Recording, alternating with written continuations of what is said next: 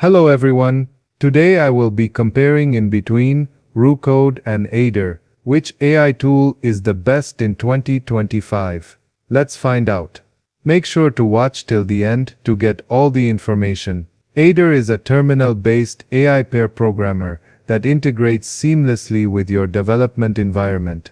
It supports over 100 programming languages and offers features like voice-to-code, automatic linting and testing, and Git integration. Aider maps your entire code base, enabling it to handle larger projects efficiently. It's designed for developers who prefer a command line interface and value a streamlined, efficient coding assistant. On the other hand, Roo Code is an AI-powered autonomous coding agent that operates within your editor. It offers multiple modes: code, architect, ask and debug, allowing for a more interactive and customizable experience. Roo Code can read and write files directly in your workspace, run terminal commands, automate browser actions, and integrate with various AI models. It's ideal for developers seeking a flexible, feature-rich assistant that adapts to their specific needs. Both tools are free and open source, giving you the freedom to choose based on your workflow and coding style.